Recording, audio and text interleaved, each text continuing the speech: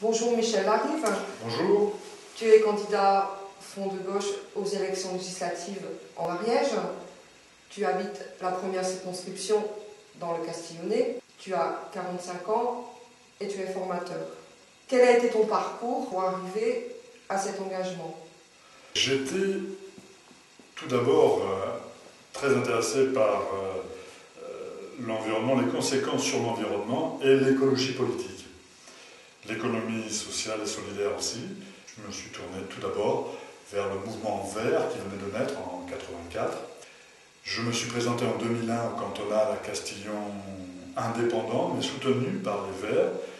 Puis je me suis éloigné de ce mouvement parce que j'ai vu sa dérive centriste, et puis même beaucoup plus que centriste, à l'arrivée de nouvelles têtes, genre Cohn-Bendit, et puis là on voit arriver Madame Eva Joly, qui, j'ai du respect pour elle tout à fait, mais je me rappelle quand même qu'elle a commencé sa carrière au Modène, et quand j'entends M. Cohn-Bendit qui dit qu'il pourrait travailler avec Mme Kosciusko-Morizet lorsqu'elle est ministre dans le gouvernement Sarkozy, je m'inquiète de la dérive droitière d'Europe Écologie Les Verts. Donc je m'en suis éloigné très très vite après les élections cantonales.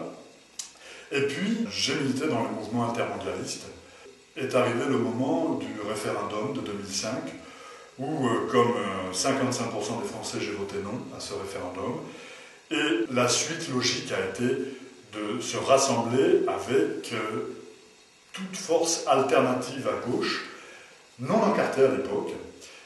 Et il y a eu l'expérience ici en Ariège d'Égal 09, aux législatives 2007, qui était une formidable expérience et sur laquelle on s'appuie ici en Ariège pour l'aventure du Front de gauche en 2012.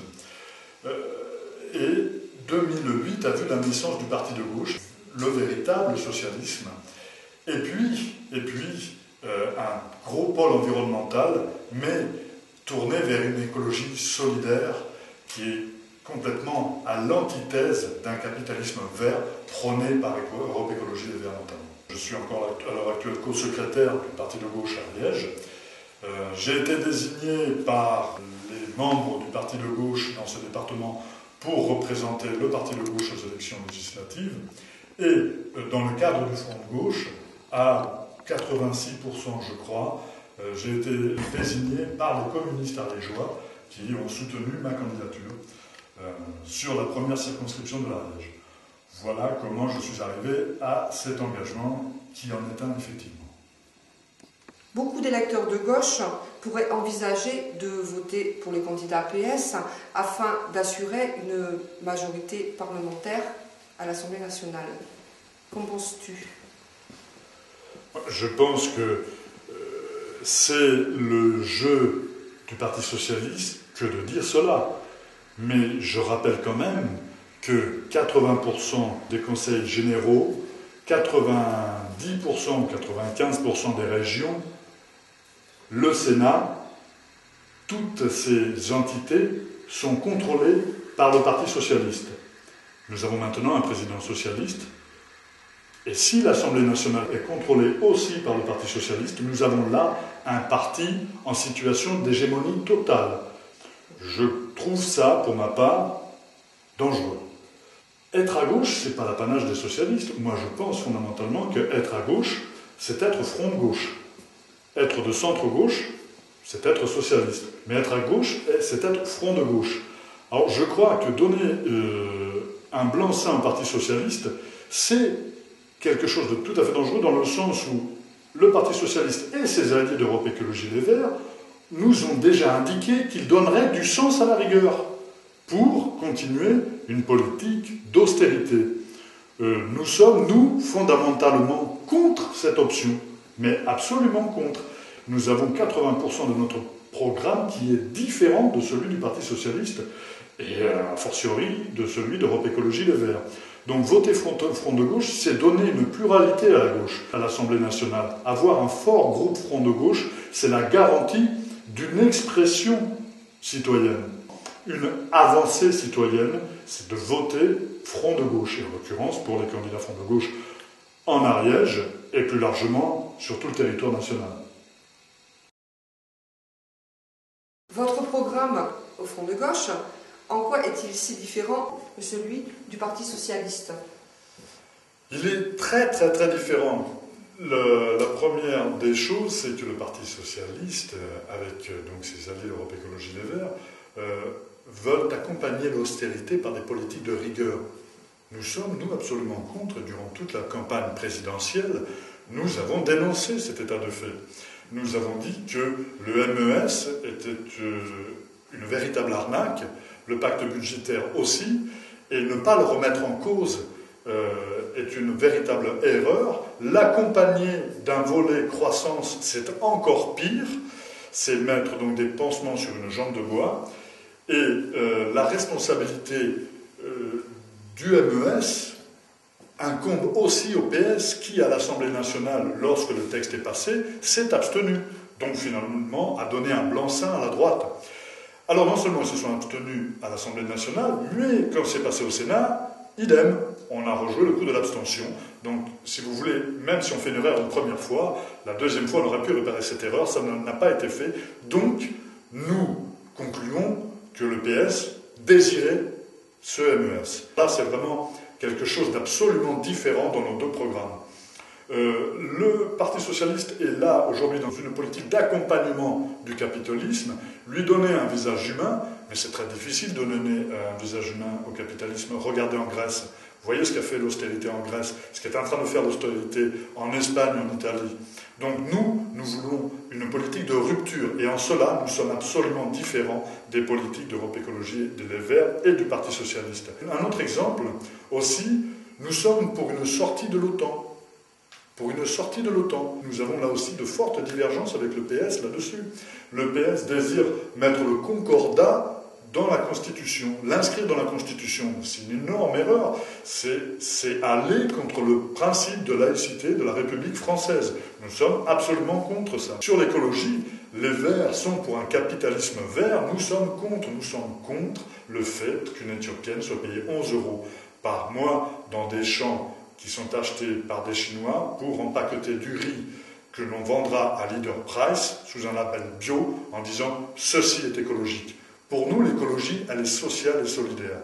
Elle n'est pas capitaliste. Le capitalisme vert est une arnaque, surtout humainement. Donc nous, notre programme, je vous le rappelle, c'est l'humain d'abord. Donc nous sommes pour une écologie sociale et solidaire. Voilà en quoi, sur quelques exemples tout à fait concrets, nous sommes absolument différents, le Parti socialiste, les Verts et nous, au Front de gauche. Jean-Luc Mélenchon est aujourd'hui candidat face à Marine Le Pen à Hénin-Beaumont. Après la présidentielle, le combat contre le Front National est donc toujours d'actualité au Front de gauche. Oui, absolument. Il est toujours d'actualité parce que l'on a vu que le premier tour des présidentielles a vérifié ce que nous craignions. Le second tour a amplifié cette chose-là dans le sens où le vote utile appelé par le Parti socialiste a été complètement inutile. Il n'a eu que pour conséquence d'installer les thèses xénophobes du Front National dans le débat de l'entre-deux tours. Et nous avons eu 2 candidats qui couraient après les électeurs du Front National. Donc nous disons, le grand danger, c'est le Front National. Pourquoi ? Parce que le Front National, pour nous, est anti-républicain. Au Front de gauche, nous sommes très attachés aux valeurs de la République. Et ces valeurs de la République sont bafouées par le discours du Front National. On a insisté beaucoup sur tous les médias, sur notamment Marine Le Pen, candidate des ouvriers, ce qui est absolument faux. Il y a 30% des ouvriers qui ont toujours voté à droite, et ces gens-là, ce sont, comme toute la classe politique de droite, extrémisés à l'extrême droite. Donc, il n'y a pas eu de basculement d'un électorat vers un autre, mais il y a eu une droitisation d'un électorat qui était déjà à droite. Alors je crois que les médias ont une énorme responsabilité sur la montée du Front National et de ces thèses xénophobes. Les médias ont installé, au travers de la petite lucarne, le FN dans les foyers. Et c'est là le problème. Maintenant, il faut refaire toute une éducation populaire que Jean-Luc Mélenchon a distillé pendant tous ces meetings. Ça n'est pas l'immigré le problème, c'est la finance. Ça n'est pas le salaire qu'il faut renier, ce sont les dividendes. La problématique est là, c'est de rattraper toute la désinformation distillée par des médias d'opinion, véritablement d'opinion. On a en Ariège, effectivement, et c'est nouveau, ce problème du Front National. On ne l'avait pas aussi flagrant. On l'avait un peu sur certaines zones, Lavelanet, Pamiers, mais aussi intense sur tout le département. Non, c'est vrai que là, un problème se pose. Mais en même temps, j'ai envie de dire qu'eux sont partis depuis bien plus longtemps que nous, et ils sont à 16%. Nous, en 3 ans, on est à 11%. Voter Le Pen, c'est voter contre soi lorsqu'on est ouvrier. Voter Le Pen, c'est voter contre soi lorsqu'on est RMiste.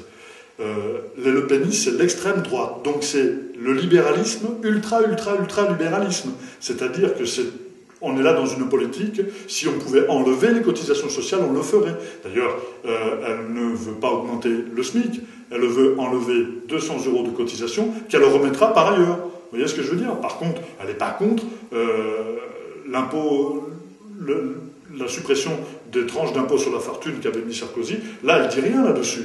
Elle est quand même d'une certaine catégorie de la population qui n'est pas de la classe ouvrière. C'est plutôt le château de Montretout. Et donc, à partir de ce moment-là, c'est plutôt la très haute bourgeoisie. Tout le monde n'est pas invité au bal de Vienne. Donc, voilà, je veux dire, à un moment donné, il faut quand même que les gens remettent tout ceci en perspective. Voter pour Le Pen, c'est très dangereux si c'est un vote de contestation. Et c'est absolument contre-productif lorsqu'on est de la classe populaire. De plus, nous sommes pour le rassemblement, pour l'unicité du peuple. Nous ne sommes pas pour stigmatiser une partie de la population contre l'autre, quelle que soit cette partie de la population. La division du peuple a été le fonctionnement de la droite et de l'extrême droite. Et c'est leur fond de commerce. C'est leur fond de commerce. Et si vous écoutez un discours de Le Pen, vous avez la veille un discours qui va stigmatiser les fonctionnaires vis-à-vis du privé, et le lendemain, le privé contre les fonctionnaires. Ça veut dire que dans tous les cas de figure, s'ils saucissonnent le discours, ils peuvent, dans tous les cas de figure, récupérer une partie des fonctionnaires et une partie du privé. C'est comme ça qu'ils fonctionnent. Par contre, après, si vous cherchez une ligne politique réelle, à part une ligne qui est antisociale et xénophobe, je ne vois pas. Il n'y a pas de ligne politique cohérente, même économique. C'est pour ça qu'effectivement, le combat contre le Front National est toujours d'actualité. Tant qu'il y aura un Front National fort, tant qu'il restera du Front National et de l'extrême droite, en France, eh bien, il y aura un front de gauche pour lutter. Et on s'est trouvé bien seul à combattre ces thèses-là.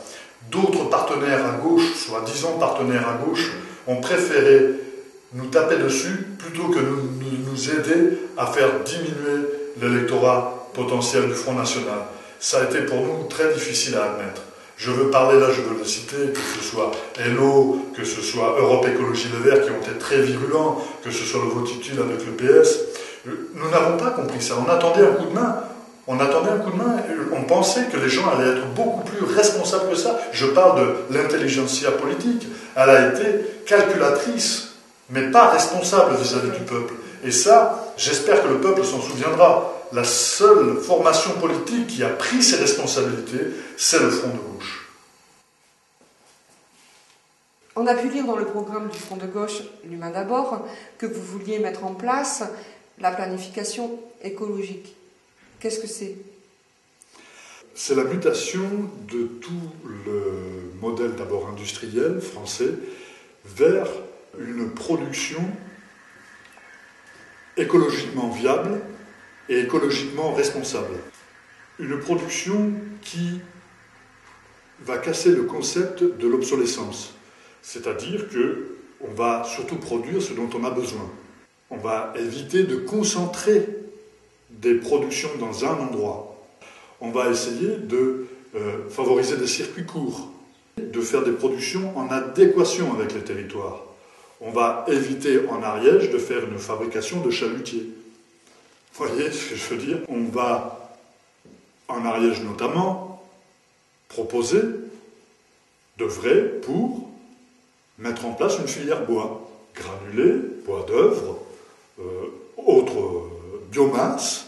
Voilà, nous avons maintenant, ici malheureusement, à Saint-Giron, des friches industrielles, une grande nouvelle friche industrielle, mais aménagée, qui est l'EDAR, à l'ancienne papeterie Mathusier et Forest, où des ouvriers, des salariés de cette papeterie qui était sur ce site ont des projets dans ce sens. Il faut les aider. La planification écologique, c'est l'optimisation des transports, la préférence du ferroutage au tout camion, l'agriculture bio, c'est des circuits courts, c'est les fruits de saison, l'agroalimentaire cohérente, c'est un moratoire sur les OGM, de la bonne bouffe pour tout le monde et de la malbouffe pour personne. C'est-à-dire qu'au lieu de demander à un agriculteur de baisser le prix de son kilo de tomates, nous décidons d'augmenter le salaire de l'ouvrier qui pourra se payer cette tomate. Effectivement, là-dessus, il va y avoir un perdant, et je vous l'annonce, ce sera la grande distribution. Il y a un quotient de prix de revient par rapport au prix de vente qui se met en place, et qui est aujourd'hui assez favorable à la grande distribution. Nous allons le redresser en faveur du producteur et du consommateur. Cette planification écologique implique aussi une mutation sociale et une mutation des formes sociales de l'entreprise. Il faut que les salariés des entreprises qui connaissent leur métier puissent avoir leur mot à dire sur les projections de ces entreprises, sur les projections de travail de ces entreprises. La planification écologique s'accompagne de nouveaux droits sociaux. De nouveaux droits sociaux qui vont, là, être inscrits peut-être dans une nouvelle constitution, dans une 6e République notamment. Quelles sont les grandes lignes de cette 6e République ? Déjà, il faudrait convoquer une assemblée constituante qui déciderait de ces grandes lignes. Mais dans un premier temps, nous savons que nous modifierions le mode de scrutin qui passerait à la proportionnelle pour toutes les élections. Pour effectivement exprimer la diversité du peuple français à l'Assemblée nationale, c'est la moindre des choses. Et donc donner beaucoup plus de pouvoir au Parlement et bien moins au président. Là, nous sommes un petit peu sous un régime de monarchie républicaine. Donc, nous passerions plus vers un régime parlementaire. Et puis d'autres droits, notamment des salariés dans les entreprises, refonte peut-être du statut des bénévoles, du statut de l'élu, refonte aussi de la nation, quelle est la représentation du citoyen dans la nation. Nous, ce que nous proposons, c'est une nouvelle république où le citoyen est au centre du projet. Il y aura inscrit dans la Constitution une règle verte et non pas une règle d'or.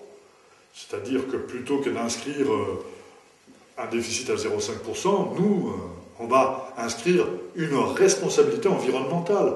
Ça nous paraît bien. Maintenant, c'est ce que nous souhaitons. Mais lorsque nous mettons en place une constituante, cette constituante appelle à élection pour un nouveau Parlement, et c'est ce Parlement qui décidera de la nouvelle Constitution. Voilà ce que nous voudrions y voir.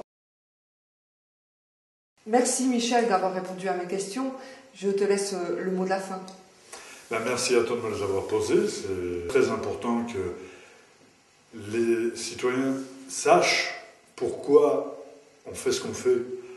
Pour nous, la politique, ce n'est pas un métier, c'est un mandat.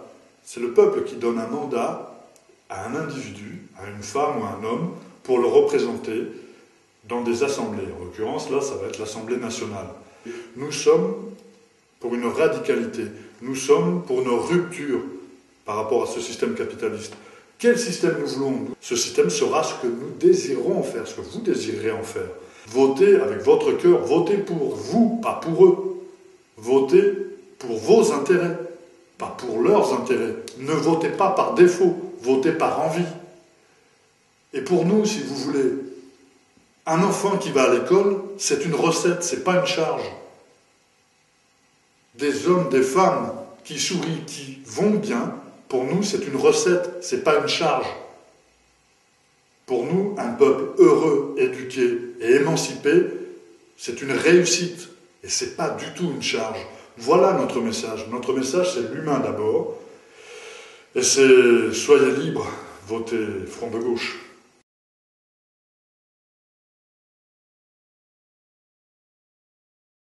Soyez libres, votez Front de gauche.